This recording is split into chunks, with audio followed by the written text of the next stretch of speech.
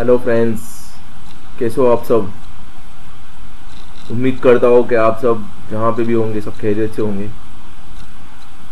So friends, आज हम लोग आपके जो TY BCom में सबसे जो सब्जेक्ट है उसमें सबसे इजी सब्जेक्ट वो है रिटेल बैंकिंग। ठीक है। नाउ फ्रेंड्स, वाईकॉम 18 का नाम तो आपने सुना ही होगा। ठीक है। It is a private limited company in joint venture with the TV18 जो एस्टैब्लिश हुआ था 2007 के अंदर। ठीक है। टेलीकॉम सेक्टर में काम करती है company.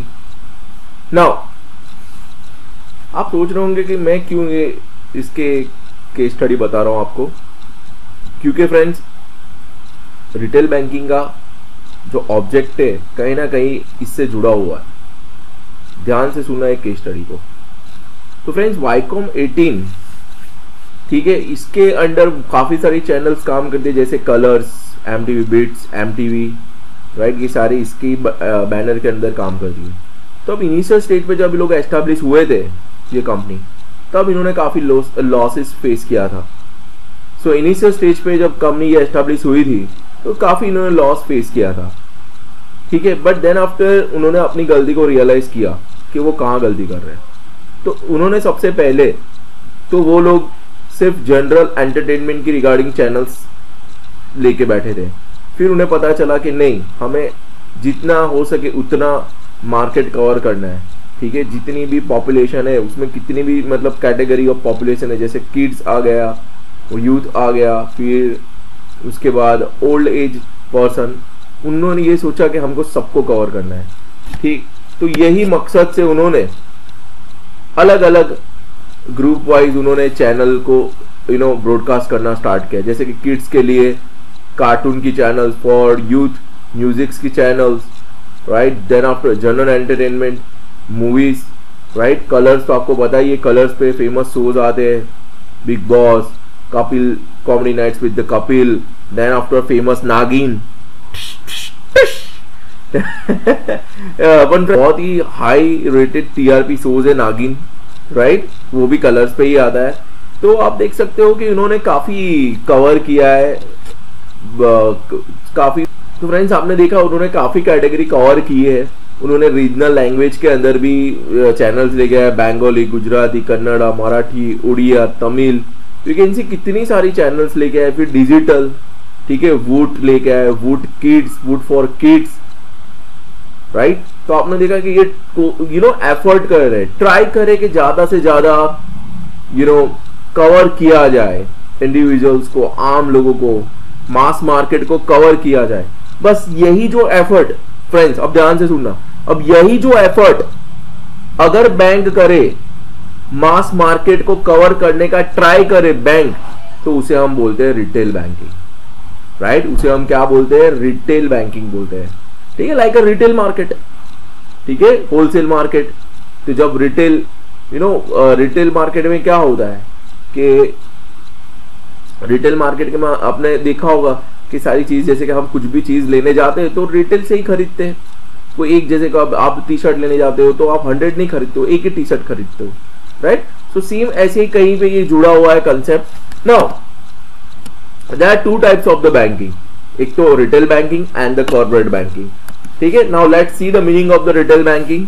So retail banking is also known as consumer banking, personal banking, and is the provision of service by bank to individual customers, right? So when bank is provide the service to individual customers, then it is known as retail banking, right? Is also known as personal banking, consumer banking. It can be asked in the MCQ in your internal exams, right? Now it is strictly focused on consumer market, is mass market driver, and also extend to small and medium enterprise.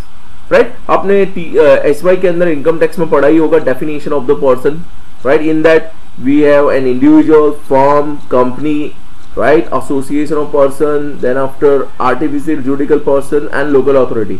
So out of this all category सबसे ज्यादा portion में कौन है? Individuals, आम लोग, we mango people. तो उसको ही cover किया जाता है। सब लोगों को टारगेट करते हैं कि जो हो सके उतना इंडिविजुअल को टारगेट कर सके, क्योंकि इंडिया के अंदर सबसे ज्यादा इंडिविजुअल्स है। 140 करोड़ पॉपुलेशन इंडिया में, ठीक है, इसलिए देखो सारे कंपनी जैसे स्टारबक्स, यानी गूगल, राइट, ये सारी बड़ी बड़ी कंपनी इंडिया में ही काम करना चाहते हैं। उनको पता है कि बहुत बड़ा मार्केट है, करोड़ों में कमा सकते हैं हम, एंड एक्चुअली कमा ही रहे वो लोग, ठीक है। Now retail banking includes service such as CASA, consumer lending, credit cards, debit card, mortgage, e-banking service, phone banking service, insurance, investment and fund management। ठीक है, CASA that means current account, saving account, deposits। आप देख सकते हो मैंने chart यहाँ पे रखा है, रिसेंट है, सबसे ज्यादा CASA जो है किसमें, आप रेड कलर का देखो, रेड कलर का आप देखो जो है बार, वो देखो सबसे ज्यादा SBI का, सेकंड बैंक ऑफ बड़ौदा, फिर PNB का है, फिर Canara bank, union bank and Indian bank. आप देख सकते हो कि कितनी डिपॉजिट का जो दिख रहा है आपको चार्ट दिख रहा है, ठीक है। और बाजू में जो है एनपीए मतलब नॉन परफॉर्मिंग असेट्स। चलो एडिशनल नॉलेज दे ही देता हूं मैं कि जब भी मान लो कि कोई भी बंदा हो, चाहे कोई कंपनी हो, चाहे कोई इंडिविजुअल पर्सन हो, जब वो कंपनी को जो उसने लोन ली है, अगर वो उसका 3 महीने तक ओवर ड्यू रहता है इंस्टॉलमेंट, तो आरबीआई के एक्ट के अनुसार उसको एनपीए में ट्रांसफर करना पड़ता है, मतलब नॉन परफॉर्मिंग असेट्स। मैंने तो ऑडिट किया है, तो हम तो पहले यही चेक करते थे एनपीएस कितना है बैंक का, ठीक है। Now second, wholesale banking. अब होलसेल बैंकिंग किसको बोलते हैं कि when bank provide the service of banking to corporate like Reliance, Tata, SBUs, etc., then we will call it as a wholesale banking, right? So whenever we provide the service, not we, bank provide the service, किसको, corporates को, जैसे कि हमारे Mukesh Ambani ji, business tycoon of India, right, leading you can say corporate in the India, and giant company को lead कर रहे हैं, उनके काफी SBUs है, मतलब स्ट्रेटेजिक बिजनेस यूनिट्स है, मतलब यू कैन से सब्सिडरी कंपनी। तो जब बैंक ये लोगों को सर्विस प्रोवाइड करे, ये लोगों को लोन दे, ये लोगों को सीसी प्रोवाइड करे, मतलब कैश क्रेडिट, तब इसको हम बोलेंगे होलसेल बैंकिंग, राइट। देख सकते हो आप रिलायंस के ऑफिस का मैंने यहाँ पे इमेज रखा है, माशाल्लाह क्या बहुत खूबसूरत ऑफिस है, ठीक है, okay. Now wholesale banking provide the following service: finance, wholesaling, underwriting, market making, consultancy, merger and acquisition, fund management, ठीक है। मर्जर एक्विजिशन में भी ये बैंक जो है प्रोवाइड करती है सर्विस अपना, ठीक है। जोमेटो ने अभी अक्वायर किया, देखो ये मैंने डेटा रखा है, recent mergers and acquisition, Zomato ने उबेर इट्स को अक्वायर किया है, ठीक है। देन आफ्टर रिलायंस ब्रांड ने ग्लोबल होल्डिंग्स को भी अक्वायर किया है। तो यू कैन सी मैंने आपके लिए यहाँ पे चार्ट रखा हुआ है। तो मतलब मर्जर एक्विजिशन में कभी पैसे की जरूरत होती है तो बैंक लोन देते, जैसे जोमेटो को जरूरत पड़े तो बैंक प्रोवाइड कर सकते हो उसको लोन के, चलो तुमको कुछ एक्विजिशन करना है, हम तुमको फाइनेंस करते हैं, तो ऐसे सर्विस दे सकते हैं। फिर अंडर राइटिंग की सर्विस, अंडर राइटिंग मतलब आपको पता है कि जब बैंक, अंडर राइटिंग की सर्विस आपको पता है कि जब भी कोई कंपनी नहीं, जब आईपीओ लेके आती है, initial public offer, right, share market के अंदर, तो उनका आपको पता है वो रूल्स होता है 90% का, कि अगर मान लो कि 1 करोड़ का उन्होंने आईपीओ लेके आया है तो 90 लाख रुपीज सब्सक्राइब होने चाहिए, अगर नहीं होते तो उनका आईपीओ क्या हो जाए, कैंसिल हो जाता है। तो इन दैट केस अगर पैसे किसी ने सब्सक्राइब नहीं किया, मान लो 60 लाख किया है, तो बैंक करती अंडर राइटिंग कंपनी के साथ कि चलो हम सब्सक्राइब कर लेते हैं, तो ऐसे अंडर राइटिंग सर्विस भी प्रोवाइड करती है बैंक, ठीक है। कंसल्टेंसी भी है, फंड मैनेजमेंट है, होलसेलिंग भी है, राइट। सो ये आ सकता है एमसीक्यू में, आपको ध्यान रखना है। Now characteristics of retail banking. तो retail banking facility targeted individual customers, किसके ऊपर टारगेट है, इंडिविजुअल के ऊपर है, ठीक है। आप देख सकते हो यहाँ पे पाजी देख रहे हैं हाथ में पासबुक पकड़ के और सोच रहे होंगे कि यार कब मेरा नंबर आ जाए और तुसी मैं यहाँ से रफू चक्कर हो जाऊं, राइट। कोरोना में भीड़ में खड़े ना पसंद नहीं करते पाजी, देखो तो दूसरे जो ब्लू शर्ट वाले वो तो देख ही रहे कि कुछ मिसिंग तो नहीं है ना, वरना ये लोग बोलेंगे चलो वापस खड़े रहो, तो वापस के लाइन में खड़े रहना ना पड़े। ओके, ठीक है ना। Offer different liabilities, assets and plethora service product to the individual customers, right. So you can see कि जो बैंक है बहुत सारी सर्विस प्रोवाइड करे, प्लेथोरा आपने मैंने देखा यहाँ पे एक बंदा, okay. Bank now second, offer different liability, asset and plethora service product to the individual customer. Plethora मतलब large, you can see like a star, जहां पे न्यूमरस लार्ज वॉल्यूम है, ठीक है।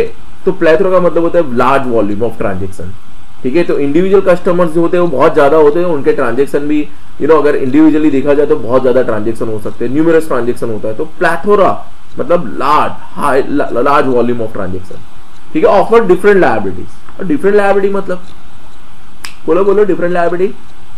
डिफरेंट लायबिलिटी मतलब कि कासा मतलब current account, saving account, deposits and fix deposit. हम क्या रखते हैं, पैसा रखते हैं बैंक में जाके, तो बेटा वो पैसा जो है हमारे लिए वो क्या है, असेट है, अपन बैंक के लिए वो क्या है, लायबिलिटी है, क्योंकि तुम कभी भी पैसा मांग सकते हो, कभी भी विड्रॉ कर सकते हो, ठीक है। तो वो क्या है, बैंक के लिए लायबिलिटी। तो then in short bank provide the liability service. Asset मतलब क्रेडिट कार्ड दिया, डेबिट कार्ड दिया बैंक ने आपको, तो वो बैंक के लिए असेट है। फिर हाउसिंग लोन दिया तो वो घर है, जब तक कि आप इंस्टॉलमेंट पे नहीं करते हो तो वो घर आपके लिए, वो घर जो है वो बैंक के लिए असेट कहलाएगा।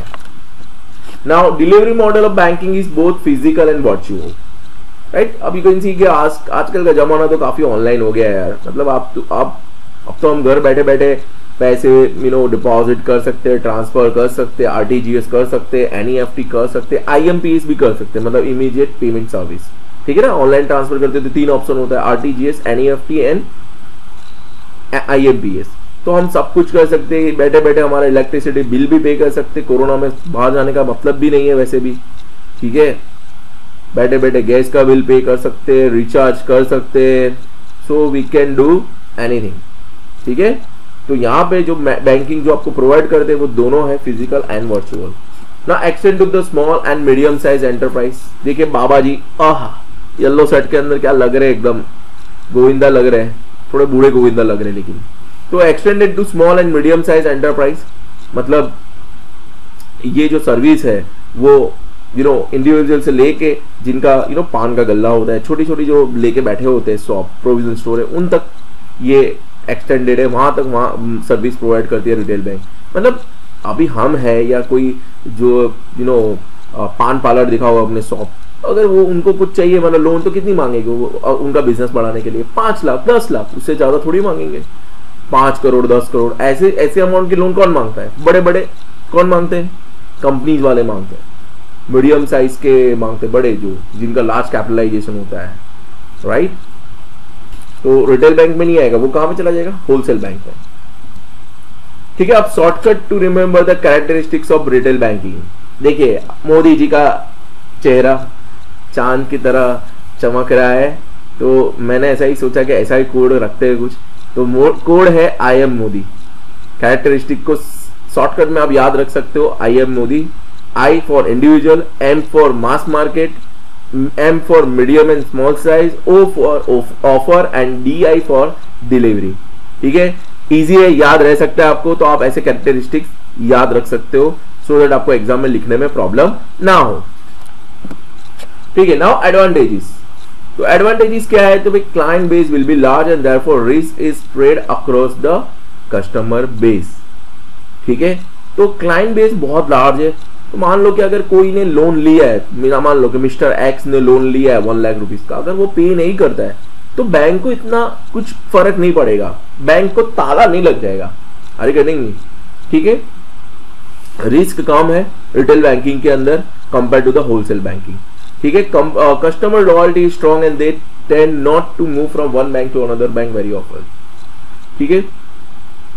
हमारा एसबीआई में भी अकाउंट है, मेरी बात कर लूं, मेरा एसबीआई में भी अकाउंट है, बीओबी में भी अकाउंट है, आईसीआईसीआई बैंक में भी अकाउंट है, और तीनों में मैं सबसे ज्यादा पसंद करता हूँ आईसीआईसीआई बैंक, ठीक है। एसबीआई भी पसंद करता हूँ because from the security purpose SBI and BOB and from the service purpose ICICI bank. तो आप देख सकते हो कि ये आईसीआईसीआई बैंक जो है वो काफी अच्छी सर्विस प्रोवाइड करते हैं, अच्छा उनका इंफ्रास्ट्रक्चर रहता है, ठीक है। उनका जो मैनेजर्स होते हैं, उनके जो भी एम्प्लॉय होते हैं, अच्छी तरह से बात करते हैं, और उनका भले ट्रांजेक्शन्स के थोड़े चार्जेस रहते हैं उनके, बट यार सर्विस तो बहुत जबरदस्त है, प्लेटफॉर्म एकदम सही है उनका, तो मैं प्रेफर करता हूँ ICICI bank. Then after credit risk will be diversify as the loan amount are small. Again वही सेम पॉइंट कि क्रेडिट रिस्क डाइवर्सिफाई हो जाता है, मतलब बढ़ जाता है, सो दैट क्योंकि बहुत ज्यादा लोन का अमाउंट बड़ा नहीं होता है। मैक्सिमम हम इंडिविजुअल्स को कितनी लोन देते हैं, 5 लाख 10 लाख 15 लाख 20 लाख, बहुत तो 50 लाख, ठीक है। तो बहुत ही कम है क्रेडिट रिस्क पर, मान लो कि माल्या जी है, नीरव मोदी जी है, बराबर। अब ये दोनों ने क्या 11,000 करोड़ पीएनबी में घोटाला किया था, ये नीरव मोदी साहब ने, बराबर। और ये जो विजय माल्या जी है उन्होंने 10-12 हजार करोड़ का कर डाला। अब इन्होंने पैसा लिया, ठीक है, और पे नहीं किया।